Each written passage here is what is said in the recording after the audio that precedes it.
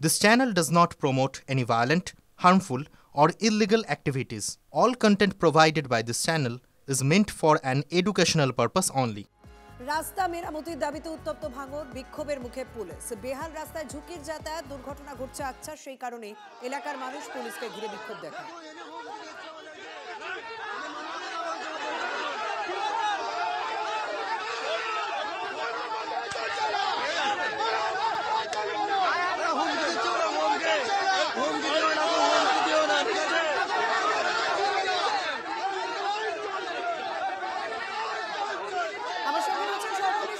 সত্যজিৎ, এই ক্ষোভ দেখে বোঝা যাচ্ছে যে এটা একদিনের নয়, দীর্ঘদিনের সমস্যা বা দীর্ঘদিন তারা বিভিন্ন জায়গায় জানিয়েছে। সমস্যাটা কি শেষ পর্যন্ত আশ্বাস মিলল?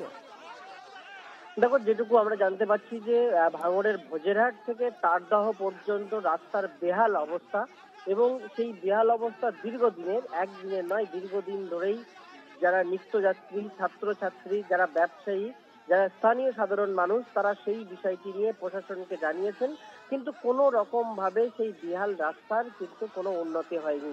সে কারণের জন্য আজকের সকাল থেকে সেখানে স্থানীয় মানুষজন তারা রাস্তা অবরোধ করেন। কলকাতা লেদার কমপ্লেক্স থানার পুলিশ আধিকারিকরা গেলে তাদেরকে ধরে বিক্ষোভ দেখান এবং তাদের রাস্তা ঠিক করার প্রতিশ্রুতি মিলেছে কি? তারা যে দাবি করছেন যে যতক্ষণ না পর্যন্ত এই রাস্তার মেরামতি সম্ভব হবে, মেরামতির আশ্বাস মিলবে, ততক্ষণ পর্যন্ত অবরোধ চলবে।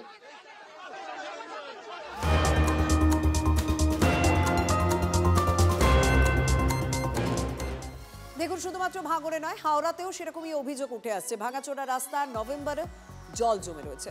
প্রতিবাদে রাস্তা অবরোধ লিলুয়ায়, বিক্ষোভের মুখে পুলিশ, সেখানেও সেই একই ঘটনা। ভাবুন, শীতকাল, শীত পড়ছে, কিন্তু এখন বর্ষার নামগন্ধ নেই, বৃষ্টি হয়নি, তবুও এলাকায় জল জমে রয়েছে। এভাবে কতদিন থাকা যায়? স্বাভাবিক কারণে এলাকার মানুষ বিক্ষোভ দেখায়।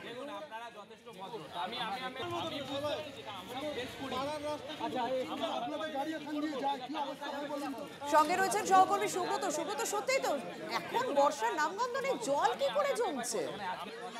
দেখো, দীর্ঘদিন ধরে বেহাল রাস্তা, সেই বর্ষার সময়কার জমা জল এবং পরবর্তীকালে যে মেঘ ভাঙা বৃষ্টি হয়েছিল সেই যে জল এখনো পর্যন্ত জমে রয়েছে, এবং মানুষজন দুর্গন্ধে সেখানে থাকতে পারছেন না, নানান রকম স্কিন ডিজিজ হচ্ছে। তারা কিন্তু বাধ্য হয়ে পথ অবরোধে নেমেছেন এবং বিধায়ককে ঘটনাস্থলে তারা চাইছেন যে বিধায়ক আসুক, তবে তারা অবরোধ তুলবেন। পুলিশ দিয়েও সেই অবরোধ এখনো পর্যন্ত তুলতে পারেনি, এবং বিধায়কের সঙ্গে যখন আমরা যোগাযোগ করি যে মানুষের এই দুরবস্থা, বারংবার পথ অবরোধ করছে। 3-4 দিন আগেও একবার অবরোধ হয়েছিল, আজকেও হয়েছিল। তো বিধায়কের পক্ষ থেকে আশ্বাস দেওয়া হয়েছে যে কাজ শুরু হয়েছে, দ্রুত এই জল নেমে যাবে। ধন্যবাদ। মুখ্যমন্ত্রী বারবার হুঁশিয়ারির পরেও হাসপাতালে দালাল দৌরাত্ম্য। সরকারি হাসপাতালগুলোয় দালালদের দাপট। গতকালও মেডিকেল কলেজ, এসএসকেএম থেকে পাকড়াও 2 দালাল। দালাল রাজে উদ্বিগ্ন কলকাতা পুলিশ। আগের তুলনায় কমলেও এখনো দালাল রয়েছে, স্বীকারোক্তি কলকাতা পুলিশ কমিশনারের।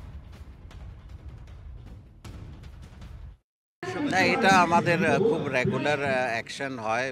অনেক অ্যারেস্ট হয়েছে, অ্যান্ড হসপিটাল অথরিটি যারা আছে ওদের সঙ্গে আমরা রেগুলার মিটিং করি।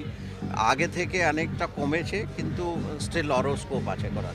একের পরে ঘটনা ঘটে যাচ্ছে, কখন অন্য হাসপাতাল থেকে সিকিউরিটি গার্ডের অনেক চেষ্টা করা হচ্ছে। সিকিউরিটি কনসার্নটা উঠছে হাসপাতালগুলোকে নিয়ে, সেটা সিকিউরিটি প্রচুর রিভিউ করা হয়েছে, স্ট্রেংথেনিং করা হয়েছে, lighting, CCTV surveillance and security agency যারা ডেপ্লয়েড আছে ওদের ট্রেনিং, এইগুলো স্টেপস নেওয়া হয়েছে।